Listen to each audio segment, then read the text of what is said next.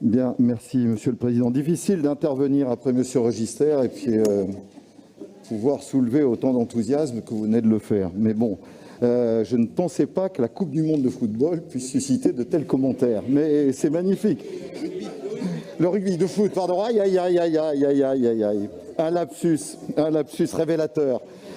Bon, donc, Coupe du Monde de rugby 2023, laquelle d'ailleurs connaît un vif succès au niveau de la prévente des premiers billets qui se sont arrachés, vous le savez probablement, le premier jour de la vente sur le serveur dédié qui a d'ailleurs été en surchauffe totale, le 16 mars dernier, puisque 310 000 billets se sont vendus en moins de 12 heures. Donc, ce qui doit nous rassurer sur l'intérêt de cette très grande manifestation sportive.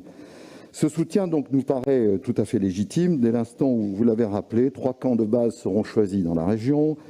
5 matchs sont prévus à Bordeaux avec des équipes effectivement prestigieuses que l'on avait déjà vues lors de la Coupe du Monde précédente. D'ailleurs, Nathalie, vous y étiez, je n'en doute pas.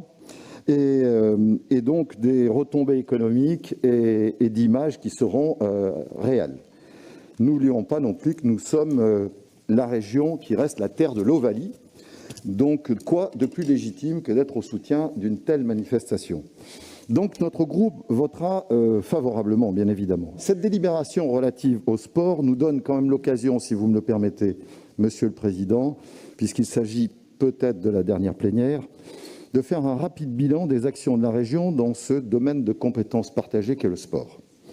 S'il est à noter des points très positifs, comme la prise en main de nos 2 CREPS de Talence et de Poitiers, auprès desquels la région aura satisfait à l'ensemble des besoins tels qu'ils ont été exprimés, ce qui a conduit à une rénovation des équipements et des infrastructures qui en avaient grandement besoin.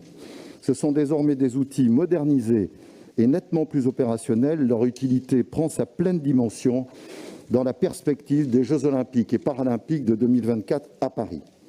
La politique aussi chère à Nathalie Lanzy en faveur de la féminisation du sport, un de vos grands combats, a été indéniablement impulsée pendant cette mandature pour, je l'espère, un développement de la pratique plus important et pour sa valorisation auprès des médias, puisque je sais que c'est aussi un sujet qui vous tenait à cœur.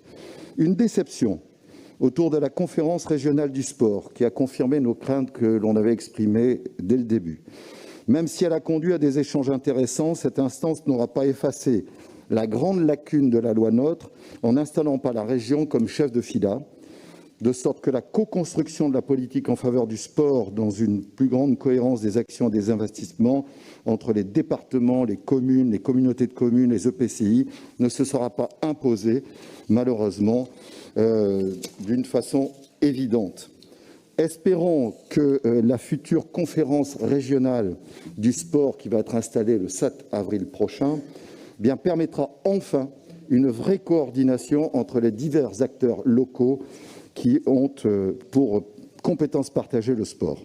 Nous saluons aussi l'effort de la région pour accompagner depuis le début de la crise sanitaire du coronavirus le Fonds de solidarité de l'État auprès des clubs, même si la conditionnalité des aides et le parcours administratif pour y accéder restent décourageants pour un bon nombre de structures sportives parmi les plus petites et les moins donc structurées. Je termine par un regret, celui de ne pas avoir réussi à vous convaincre de la pertinence de mettre en place un plan ambitieux pour la pratique du sport en entreprise. Au nom de notre groupe, je suis pourtant revenu sur cette proposition à chaque fois que l'occasion m'était donnée. J'avais même listé ici des exemples d'actions très concrets. En se privant d'être précurseurs dans ce domaine, nous serons probablement moins efficaces pour engager le rebond si attendu de l'économie, tant les bienfaits du sport en entreprise ne sont plus à démontrer. Il y avait là moyen, Monsieur le Président, d'innover utilement pour une pratique régulière du sport par tous, surtout à une époque où, depuis l'apparition de la pandémie, les Français davantage confinés chez eux passent 4 heures de plus par jour devant leur télévision, sans parler de l'inquiétante sédentarisation croissante de nos jeunes.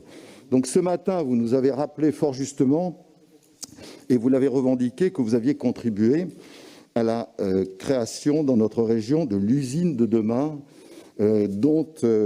en mettant l'humain au centre des préoccupations. Là, nous avions une occasion dans l'entreprise de pouvoir effectivement se préoccuper de ceux qui en sont les acteurs, les salariés, voire même les dirigeants. Dommage, c'est un regret. En conclusion, notre politique au cours de cette mandature se sera limitée à réaliser ce que la loi a parfois nous imposé, ce que les circonstances nous dictaient, comme le coronavirus, et à reconduire pour l'essentiel des actions précédentes sans faire preuve toujours de beaucoup d'imagination. Quant à la part consacrée au sport, elle n'aura jamais dépassé les 1% du budget et restera inférieure à ce que les 3 régions consacraient avant la fusion. C'est dire. Je vous remercie de m'avoir permis de parler un peu du sport dans cet hémicycle. Merci.